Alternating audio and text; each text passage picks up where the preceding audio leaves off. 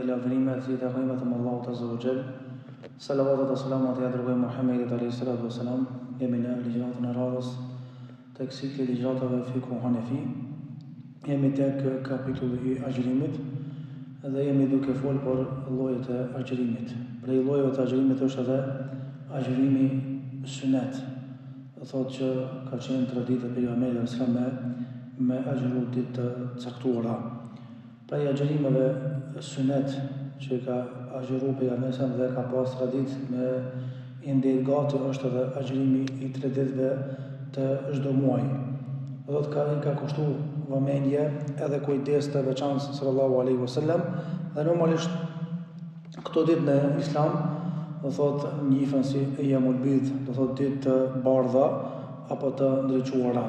Konkretisht është fjala për agjërimin e ditës së 13, 14 dhe 15 të muajit hijri apo honor. Nga se nga gjatë këtyre ditëve hëna do thotë është e plot dhe Abu Huraira tregon ashtu siç ka transmetuar Buhariu se i dashuri i pejgamberit sallallahu alaihi wasallam më këshilloi me 3 gjëra. E para të agjëroj 3 ditë të çdo muaji.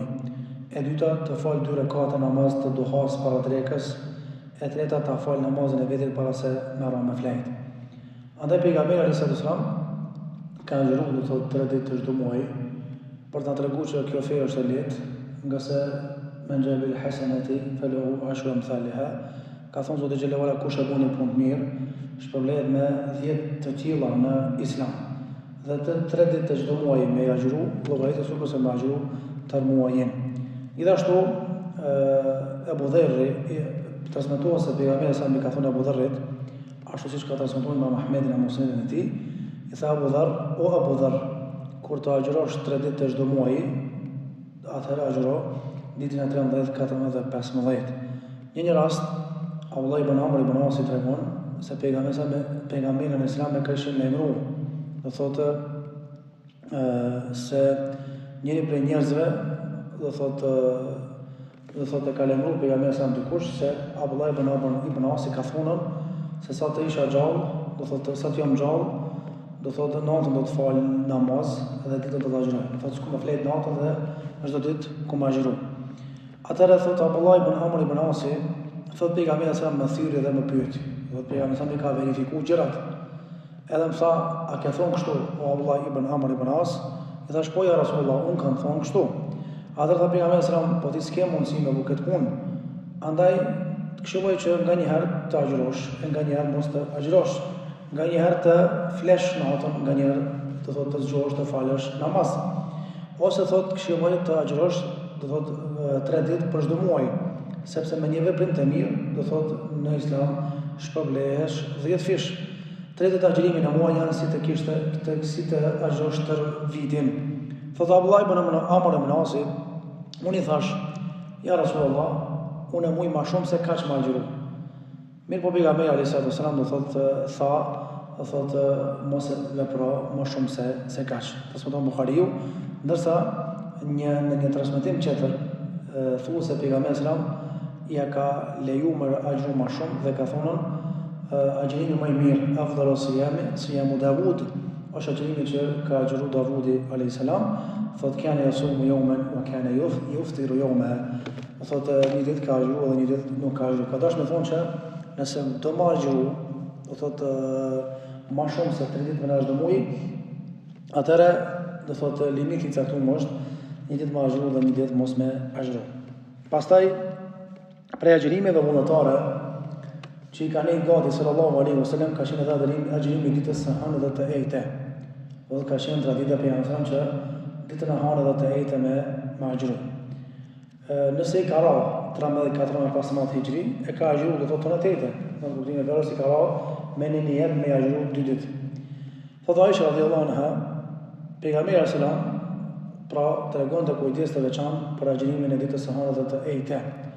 Nga se normalisht këto 2 ditë do thotë ngritën veprat e Allahu Azza wa Jall. Usame ibn Zeidi thotë, kur e pash pejgamberin sallallahu që po i rri gati agjërimit të ditës së hënë dhe të ejte, i thash ja Rasulullah, cila është arsyeja që po agjëron të hënën dhe të ejten? Atëherë tha pejgamberi sa veprat e njerëzve i paraqiten Allahut të hënën dhe të ejtën. Tha unë kam qef që kur të paraqiten punët e mia para Zotit xhelalu ala të jem agjërueshëm. Gjithashtu, për agjërimin e ditës së hënë është një transmetim që ka regjistruar Imam Muslimi në Sahihun e tij nga Abu Dharr al-Ghifari radhiyallahu anhu, i cili thotë se ka thënë pejgamberi sallallahu alajhi wasallam, thotë dita hënë është dita që unë erdha në këtë botë në dynjë për linda dhe atë ditë ka filluar me zbrit vahi edhe shpallja. Agjërimi i radhës sunet është agjërimi i 6 ditëve të Shawalit. Pra personi i cili e ka agjëruar muajin e Ramazanit, pëlqejë dhe është sunet që me i agjërua 6 ditë të muajit Shawal. Dhe kjo do thotë rezulton me sevapin, arritjen e sevapit të agjërimit të tërë vitit. Nga se ka thënë pejgamberi alayhis salam në hadithin e vërtetë që ka shkruar Imam Muslimi në Sahihun e tij, men sama Ramadana thumma atba'ahu sittan min Shawwalin kana ka sawmi ad-dahr. Ai i cili agjëron Ramazanin dhe pas Ramazanit e pason me 6 ditë të Shawalit, ose kurse me agjëru tërë vitin. Agjërimi sunet gjithashtu në Islam është agjërimi ditës së do thot Arafatit. Normalisht kjo agjërim është për ata që nuk e vizitojnë Qabën, do thot nga sa agjërimi i ditës së Arafatit ka sevape të shumta. Dhe normalisht është dita e 9 e muajit Dhul Hijja dhe qëllon do thot agjërimi i kësaj dite do thot para Kurban Bayramit. Pejgamberi sallam ka thonë për këtë ditë, ashtu siç ka transmetuar Imam Muslimi në Sahihun e tij, nuk ka ditë tjetër, do thot më ditë tjetër që Allahu liron më shumë njerëz nga zjarri i xhenemit se sa ditën e Arafatit. Andaj me agjëru këtë ditë, do thot për shkak vlerës së madhe që ka kjo ditë. Gjithashtu transmeton Katade thot se pejgamberi ka thonë agjërimi ditës së Arafatit llogaritet te Allahu xhelalu ala se Allahu do t'i falë gjunat e një viti, do thot para dhe një vit pas tij. Do thot është ditë e madhe, normalisht është ditë e veçantë, ndërsa kjo është ndaluar me agjëru nga haxhilerët për shkak se paraqet vështirësi për ta, kështu që kryerja e obligimeve të haxhit për ta do thot është më parsore se sa agjërimi i kësaj dite, ndërsa ata do thot të cilët janë jashtë haxhit, pra nuk kanë shkuar në haxh, ata do thot duhet me agjëru këtë ditë, nga se normalisht kjo ditë është sebeb që Allahu më fal gjunat e vogla sipas mendimeve më të sakta ulemave. Agjërimi sunet gjithashtu është agjërimi ditës së Ashrus, dita 10 e muajit Muharram. Thotë Ibn Abbasi, pejgamberi sallallahu alajhi wasallam boni hijrat në Medinë. Dhe me kalimin e kohës, thotë vrejti se hebrejt e agjëronin ditën e Ashrus. Dhe pejgamberi sallallahu alajhi wasallam ishte kurreshtar të pyeste ata dhe i thoshte, "Ç'është ky agjërim që ju po agjëroni?" Ata thanë, "Kjo është një ditë e mirë, sepse në këtë ditë ata thanë Allahu thotë e kishte shpëtuar Musajin dhe bitë e Izraelit thotë nga armiqt, prandaj Musaji ka agjëruar këtë ditë edhe ne agjërojmë."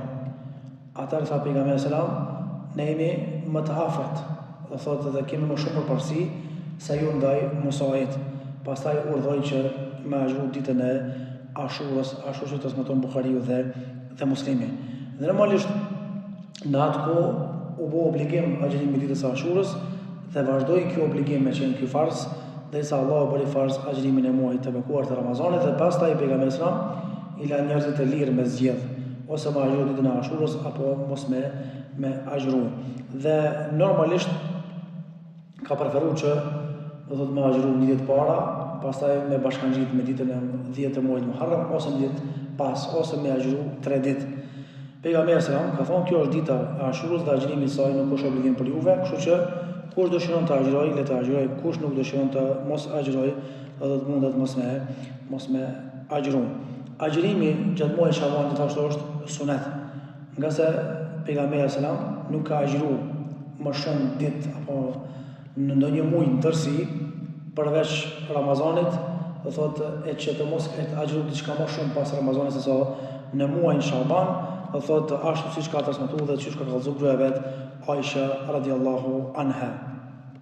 Pastaj është agjërimi vullnetar, se dallon sunet me vullnetar, do thotë që quhet në terminologjinë islame tatawu, do thotë agjërim që nuk është as farz, do thotë as sunet, por është vullnetar. Dhe normalisht qëllimi i kryerjes së këtij agjërimi bëhet me ju afrua Allahut azza wa jall dhe me fitu kënaqësinë e Zotit xhelalu ala. Për të arsye, një hadith kutsi ka transmetuar pejgamberi se Allahu azza wa jalla ka thënë, ashtu siç ka transmetuar Imam Buhariu, thotë robi jam nuk mund të më afrohet mua me ndonjë veprim më të dashur se sa me farzët që ja kam bërë farz. Vazhdon robi të më afrohet, do thotë me nafile, derisa ta dua, do thotë ata. Pastaj lidhe me vlerën e agjërimit vullnetar të tadawwu, ka thënë pejgamberi sallallahu alajhi wasallam, man sama yawman fi sabilillah ba'ada Allahu wajhu 70 khalifa min al-jahannam. Ashtu si ka thënë Buhariu dhe Muslimi ka transmetuar, ai i cili agjiron, do thotë një ditë për hir të Allahut azza wa jall, do thotë vullnetare, Allahu azza wa jall ia largon, do thotë fytyrën e tij nga zormi i xhehenemit 70 pranvera apo 70 vjet. Normalisht kemi edhe agjërim me kruh. Do thotë me kruh dhe dietarët e mëdhëve tonë Hanafi kanë thënë se është me kruh nëse veçohet agjërimi i ditës së Xhumë. Nga se dita Xhumë është ditë feste e muslimanëve, por nëse ja bashkangjit ditët e para ditën e njëjtë, atëherë nuk është me kruh. Transmetohet se pejgamberi ka thënë në hadithin e Muslimit, dhe mos e caktoni vetëm ditën e Xhumë për agjërim, por nëse dikush për juve mban, do thotë një agjërim që e ka bërë tradit, atëherë do thotë kjo çështje ka përjashtim. Gjithashtu është me kruh tahrimen, e ndaluar për gruan në qoftë se agjiron vullnetarisht, do thotë duke ja pas burrin e saj të pranishëm në shtëpi. Dhe do thotë është me kruh për të që ajo me agjëru pa lejen e burrit të saj. Nëse burri nuk i jep leje me agjëru, atëherë do thotë gruaja nuk bën me agjëru, ndërsa nëse burri do thotë i ka dhënë leje me agjëru dhe bie pishmon, atëherë normal nuk i lejohet me ndërhyrë në agjërimin e saj, ka se ka thënë pejgamberi alayhi salatu wasallam në hadithin e Buhariut, nuk i lejohet gruas të agjëroj vullnetarisht sa kohë që burri është i pranishëm shtëpi, përveç se me lejen e burrit, asaj nuk i lejohet të lejoj hyrjen e askujt në shtëpi përveç se me lejen e burrit të saj. Prandaj gruaja për agjërim vullnetar duhet me marrë do thotë leje bashkëshortit do thotë të saj. Ndërsa për agjërimin do thotë që është farz, normalisht nuk lejohet, nuk ka nevojë me marrë leje kërkujt. E leje do thotë me çun vend farzin e Allahut azza wa jall. Andaj nuk i lejohet, do thotë nuk ka nevojë me marrë leje kërkujt për farze, por për nafile i merr leje burrit të saj. Ka raste të agjërimit kur është do thotë haram. Na dim që agjërimi sado që është i dobishëm ka shumë sevape, mirë po ka njëherë është edhe i ndaluar haram. Thotë është haram me agjëru dita e parë e Fitr Bajramit, pastaj ditët e Kurban Bajramit. Nga se ditët e Bajramit janë ditë gëzimi, prandaj ato duhet me ju bashkangjit familjarëve të afërmëve në sofrën e solisur me begatit e Allahut azza wa jall pra me menimetet ushqimet dhe nuk ka nevojë me agjëru.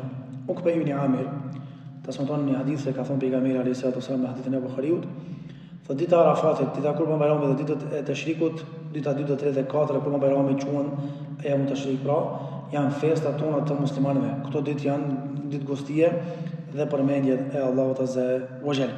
Gjithashtu transmeton Abu Sa'id al-Khudriu, transmeton se ka thonë i dërguar Allahu alayhi salatu wasalam ndaloi agjërimin e këto dy ditë, ditën e Fitr Bajramit, pra Bajramit e Fitrit dhe Bajramit të Kurbanit. Normalisht femra ka haram gjithashtu kur është me të përmuajshme të mujorët me agjëru dhe kohën e levonis, edhe nëse agjëron normalisht është ndaluar dhe është haram dhe nuk ka do thotë sevap, por ka gjuna. Dhe kjo ndodh për shkak të pastërtisë dhe dobësimit të femrave nga aspekti fizik dhe psiqik që do thotë vinë si shkak i gjatë derdhjeve të shumta. Gjithashtu agjërimi i ditëve të vitit pa ndërprerje do thotë është i ndaluar do tek medhebi Hanefi. Mirë po, disa prej dietarëve do thotë kanë thonë që nëse personi do thotë është i fuqishëm dhe ka mundësi me agjëru, atëherë spaku është me kruh, një gjë tjetër nuk është haram.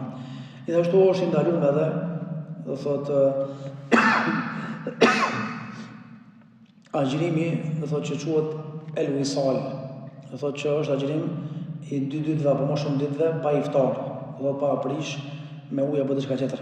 Ka thonë Aisha radhiyallahu anha, thotë nga dhunshmëria për muslimanët pejgamberi sallallahu alajhi wasallam e ka ndaluar agjërimin e një pasnjëshëm të pandërprer. Do thotë këto ka transmetuar Imam Buhariu në Sahihun e tij. Gjithashtu mesela tjetër, do thotë e agjërimit është edhe do thotë mesela e agjërimit për tjetrin. Për shembull, nëse dikush ka vdek nga ana e familjarëve, edhe ka mbet do thotë ditë pa agjëruar, apo do thotë të pafalura, në këtë rast namaz pa fal, atë në këtë rast normalisht fetarisht nuk lejohet të thot me kompenzu, por normalisht familjarët do thot pëlqejet dhe duhet që me ia pagu fidjen për ditët që kanë me pa agjëru. Thotë Allah ibn Abbasi, askush nuk falet për tjetrin, dhe në as nuk agjëron, por ushqen të varfrit. Dhe normalisht të këtij mendimi do thotë janë shumë prej sahabëve radhiyallahu anha. Thotë Umrat e binti Abdurrahman, thotë e pyeta Aisha radhiyallahu anha, nëna ime ka vdekur dhe ka ditë të paagjëruara, a bën të agjërojë me të saj? Tha jo, jepi sadakën të varfër për secilin ditë, sepse kjo është më mirë se me agjëru do thotë me kompenzu agjërimin e nënës tonë, pra e ka preferuar që do thotë me dhon sadaka dhe ushqim, do thotë për çdo ditë që nuk ka agjëru, me dhon do thotë atyre që kanë nevojë e jo me agjëru. Gjithashtu edhe agjërimi si çdo ibadet tjetër ka rregullat e saj. Normalisht agjërimi do thotë para se me filluar njëri duhet me u përgatitur për agjërim, ashtu siç e ka pas zakon. Do thotë edhe pse ke do thotë këtë transmetim, disa ulema ka thonë që është i dopt, se pejgamberi ka thënë doa krahas përgatitjeve dhe ka thonë Allahu barik lana fi Rajab wa Sha'ban wa ballighna Ramadan. O Zot, na begaton në Rajab e Sha'ban në mos arritjen e Ramazanit. Normalisht ngritja në sufir dhe ngrenja ushqimit në sufir janë për gjërave që duhet me pas, do thotë kujdesni diu dhe mos me elon anash, se transmeton Abu Sa'id al-Khudri se pejgamberi ka thonë në sufir ka bereqet dhe mos rrini pa ngritur në sufir, qoftë edhe sa për të pirë një gëllënk ujë, sepse Allahu azza wa jalla dhe melekët bëjnë lutje për ata që do thotë ngriten do thotë në sufir për të ngrënë ushqim apo për të pirë ushqim, për të pirë ujë dhe për ta shkuar në vend sunetin e pejgamberit alayhis salam. Normalisht kërkohet për rregullave vonimi i syfirit dhe shpejtimi i iftarit. Dhe është traditë suneti i pejgamberit sallallahu alajhi wasallam shtyrja e syfirit deri në përmbylljet e kohës së tij, do thotë në kohën e fundit të imsakut. Dhe normalisht do byt do thotë e shtyrjes janë të shumta, pastaj do thotë e më kryesore do thotë është bereqeti që ka thënë pejgamberi sallallahu alajhi wasallam, që thotë i dërguar Allahu në hadithin e Abu Davudit, ummeti jam do të ketë mbarësi mirësi derisa ta shpejtojnë iftarin dhe ta vonojnë syfirin. Transmeton Anas ibn Malik në hadithin e Buhariut se pejgamberi ka thonë, ngrihuni në syfir, nga se në të ka bereqet, pro në ngrënien e syfirit, do të ka bereqet sallallahu alaihi wasallam. Gjithashtu prej çështjeve është me çka duhet me bëj iftar. Normalisht pejgamberi alayhis salam do thotë e ka nisë iftarin me hurma, nëse nuk kemi hurma atëherë me ujë. Do thotë pejgamberi sallam e ka pas zakon me qel iftarin me hurma, pastaj ka pi një gëllënk ujë dhe pastaj ka fal akşamën, pastaj ka vazhduar ngrënien e ushqimit. Anas ibn Malik po shkruan pejgamberi sallam në kohën e iftarit dhe thotë ashtu siç ka transmetuar Ahmed ibn Hanbali në Musnedin e tij, i dërguar Allahu thotë para se të falte namazin e akşamit bënte iftar me disa kokra të hurma të njoma. E kur nuk kishte hurma të njoma bënte iftar me hurma të thata. E kur nuk kishte as hurma të thara bënte iftar duke pirë do thotë pak ujë e pastaj falte akşamin. Normalisht pejgamberi sallam e shfrytëzonte do thotë edhe kohën do thotë e iftarit me lutje dhe ka transmetuar do thotë Tirmidhiu në sunetin se pejgamberi thoshte janë transmetuar do thotë janë pranuar 3 persona që Allahu do thotë u pranon lutje dhe nuk ja kthen mbrapa. Njëra prej tyre është lutja e agjëruesit në çast do thotë e iftarit. Dhe pejgamberi alayhis salam bën dua të ndryshme do thotë para iftarit, apo prej tyre thoshte dhahaba dhama wa abtatil uruq wa thabata al ajru inshallah. Kaloi jetja u lagan vene dhe u arrit shpërblimi inshallah. Ka transmetuar Abu Davudi një lutje tjetër, thoshte pejgamberi alayhis salam Allahim për do thotë për hir të ndër agjërova, me atë që më kanë furnizuar bëja iftar, pra bëj iftar. E pastaj do thotë edhe ajo dhahaba dhama wa abtatil uruq wa thabata al ajru inshallah, ja shafan maharat. Ose do thotë besimtarët të zakonisht do thotë që kanë mësuar dua që po shkruan për takvima, ose Allahumma laka sumtu wa bika amantu wa alayka tawakkaltu wa ala rizqika athart. Wallah vetëm për ty agjërova, ty të besova, të ti u mbështeta dhe me rrezikun tënd bëj iftar. Por normalisht është më mirë me një gati, do thotë atyre lutjeve që i kanë një gati dhe i ka bëu pejgamberi sa nga se ai ka ditë më së miri sa çfarë të lutej sallallahu alaihi wasallam. Pastaj dhënia do thot e iftarit dhe përhapja e të mirave sadakas në Ramazan. Se ka thënë pejgamberi sallallahu alaihi wasallam, kush i jep iftar, atij që është duke agjëruar, e ka sevapin sikur se vetë agjëruesi. Ndërsa agjëruesi nuk i paksohet do thot sevapi i tij. Transmeton Imam Tirmidhiu. Pastaj me qenë njëri bujar në Ramazan, se pejgamberi ka qenë i tillë, thotë Ibn Abbasi, kana Rasulullah sallallahu alaihi wasallam ajwad an-nas, wa kana ajwad ma yakunu fi Ramadan, hina yalqa Jibril. Pejgamberi sa ka qenë njëri më bujar dhe bujarinë e tij ka shtuar më shumë në Ramazan, sidomos momentet kur e ka thotë kur është takuar me Xhibrilin alayhis salam. Pastaj prej çështjeve do thotë që duhet me ditë është normal udhtari edhe i smuti do thotë lirohen nga agjërimi, po nëse agjërimi nuk i mundon, më mirë është me agjëru. E bojnë kaza, do thotë për lirimin nga agjërimi, mbasi të shnoshën, edhe mbasi të kthehen nga udhtimi, nga se normalisht kështu në ka eduku Islami. Gjithashtu duhet të pas kujdes kur është njëri agjërueshëm, mu largu nga të këqija. Na kemi obligim fetarisht që nga të këqijat mu largu gjithsesi, po në Ramazan dhe kur jemi agjërueshëm më shumë. Andaj gjatë periudhës kur muslimani agjëron duhet me bë punë të mira dhe mu bë për atyre që nuk ngjelin vetëm me bark të zvrasur dhe me gojë të uritur apo të etur, por me agjëru njëkohësisht edhe të gjitha shqisat dhe gjymtyret e tjera të trupit. Syri mos më shku haram, veshje mos më dëgju fjalë haram, dora mos më prek haram, këmbë mos më shkel haram, gjua mos më fol haram, gënjeshtra e gjëra të ndjeshme duhet me largu prej tyre. Transmetohet në Sahih e Buhariu se pejgamberi sa më ka thonë, Allahu Azza wa Jall do thotë nuk ka nevojë për do thotë qëndrimin e edukuj pa ngrënë papi, nëse ai nuk e lë gënjeshtra dhe veprimet me gënjeshtër. Gjithashtu pejgamberi sa më ka thonë, sa njerëz ka që agjërojnë, të cilët nuk kanë ndonjë përfitim nga agjërimi, veçse vuajnë do thotë nga uritja dhe ecja, dhe sa njerëz ka që ngrihen natën dhe bëjnë adhurim nafile, të cilët nuk kanë ndonjë përfitim sevap nga ky veprim, veçse do thotë mbeten do thotë kot pa gjë, nëse nuk kanë sevap do thotë për këtë Allahu Azza wa Jall. Normalisht do të pas kujdes do thotë mu largu nga këto gjëra që mos më shku kush ibadeti dhe mos më bëhet ibadeti formal, nga se realisht ibadeti do thotë është mburoj, që ka thonë pejgamberi sa për agjërimin në hadithin e Buhariut dhe Muslimit, ka thonë asiamu gjunne, agjërimi është për besimtarin mburoj. Kur jeni duke agjëruar, mos flisni fjalë të këqija, mos bëni veprimet prej veprimeve të ignorantëve.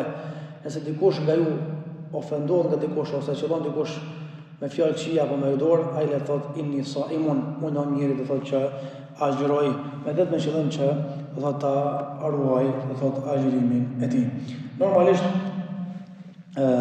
duhet patjetër që me kalu Ramazanin me Kur'an, nga se kështu ka vepruar Xhibrili me pejgamberin, do thotë bile Ramazanin e fundit 2 herë ka zbrit dhe ja ka lexuar Kur'anin, nga se ka thënë pejgamberi sa iqra'u al-Qur'an fa innahu yati yawm al-qiyamati shafi'an li sahibihi. Hadithin e ka transmetuar Muslimi. Lexoni Kur'anin se ai ditë gjykimit do të jetë do thotë ndërmjetësues, do thotë për ato që e lexon Kur'anin. Normalisht ka edhe gjëra që do thotë janë mekruh për besimtarin gjatë agjërimit, mekruh të nzihen, e para për tyre është përdorimi i brushës, do thotë larjes së dhëmbëve gjatë periudhës së agjërimit, edhe Hanefi është do thotë mekruh, për shkak se ka mundësi mos do thotë me shku diçka të poshtë, qoftë ujë apo diçka nga pasta. Pastaj gjatë marrjes së abdesit duhet me tepru me fut ujë në gojë dhe në hund, siç ka thënë pejgamberi sallallahu alajhi wasallam, do thotë kur të merresh abdes, çoj ujin fyt dhe bën gargar përveç kur je agjërueshëm. Pastaj te gratë ka përjashtim, do thotë çështja e ushqimit, që duke bërë sidomos iftarin, me majë të gjuhës me shiu ushqimin, do thotë që mos më pas shumë krip, apo ndoshta s'ka shije hiç, bile me ditë para se me servu ushqimin. Gjithashtu mekruh është çështja e dhënies së gjakut. Nëse normalisht nuk e dobson, nuk është mekruh me dhënien e fjalë. Po nëse e dobson, më mirë është me lënë, do thotë pas iftarit. Do thotë mekruh është, do thotë çështja e injeksioneve, sidomos injeksionet, do thotë të cilat nuk janë, do thotë janë të dyshimta dhe nuk janë saktësisht të definuara se do thotë nuk janë ushqyese. Pastaj është mekruh, do thotë burri me puthë dhe përdel bakshortën, sidomos ai i cili nuk është i sigurt me vetë dhe normalisht nuk është i sigurt se mund të përmbahet dhe të mos përfundojë në diçka do thotë tjetër. Edhe pse pejgamberi sallallahu do thotë i ka përçafuar dhe i ka pudhur gratë vetë kur ka qenë agjërueshëm, por ai ka qenë më shumti i përmbajtur nga këto gjëra. Për gjërat që e priqin e agjërimit dhe gjëra tjera që kanë të bëjnë me agjërimin, inshallah flasim në gjërat e ardhshme, Zoti do të mos mirë, alhamdulillahi rabbil alamin.